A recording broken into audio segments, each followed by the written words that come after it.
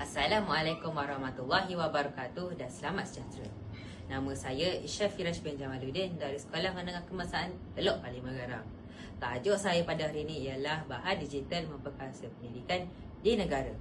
Hari ini kita berada di satu era yang penuh dengan perubahan pesat dalam dunia pendidikan. Teknologi digital telah mengubah cara kita belajar, mengajar dan berinteraksi dalam sistem pendidikan. Tidak dapat dinafikan bahawa bahan digital memainkan peranan yang amat penting dalam memperkasa pendidikan di negara kita. Seiring dengan kemajuan teknologi, bahan digital kini menjadi alat utama dalam memberi akses pembelajaran yang lebih luas dan efektif. Sebagai contoh, platform pembelajaran atas talian, video pendidikan, e-buku dan aplikasi interaktif kini boleh diakses oleh pelajar di seluruh pelosok negara, sama ada di bandar besar atau di kawasan luar bandar. Ini memberi peluang kepada setiap pelajar untuk mengakses bahan pembelajaran berkualiti tanpa batasan geografi. Dengan adanya bahan digital, kita juga dapat memastikan bahawa pendidikan bukan hanya berfokus kepada teori, tetapi turut memberi pengalaman praktikal yang lebih mendalam. Pelajar boleh mengakses tutorial, latihan praktikal dan simulasi interaktif yang membantu mereka memahami konsep secara lebih mudah dan berkesan. Sebagai contoh, dalam subjek sains, pelajar kini dapat melakukan eksperimen maya yang memberi pengalaman yang hampir sama seperti eksperimen sebenar di makmal tanpa perlu keluar dari rumah. Selain itu, bahan digital juga membolehkan para pendidik untuk meningkatkan kreativiti dalam pengajaran mereka melalui penggunaan bahan-bahan interaktif.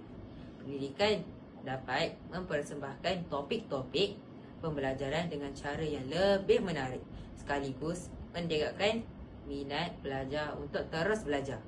Video animasi dan grafik adalah alat yang berkesan untuk menjelaskan topik yang sukar dengan cara lebih visual dan mudah dipahami. Penting juga untuk kita lihat bagaimana bahan digital menyokong pembelajaran sepanjang hayat.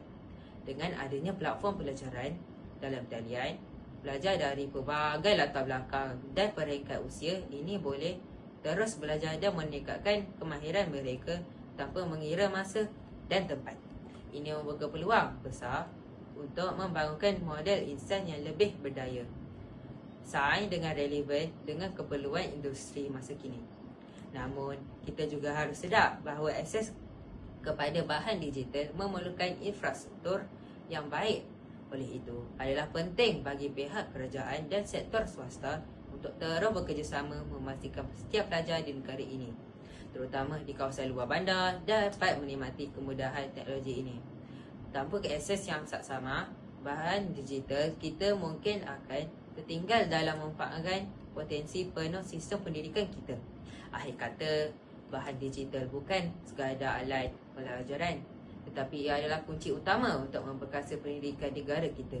Ia membolehkan setiap pelajar menerima pendidikan berkualiti tanpa batasan dan membuka peluang yang lebih luas untuk masa depan mereka. Dengan teknologi, kita dapat mencipta pendidikan yang lebih inklusif, inovatif dan relevan untuk generasi akan datang.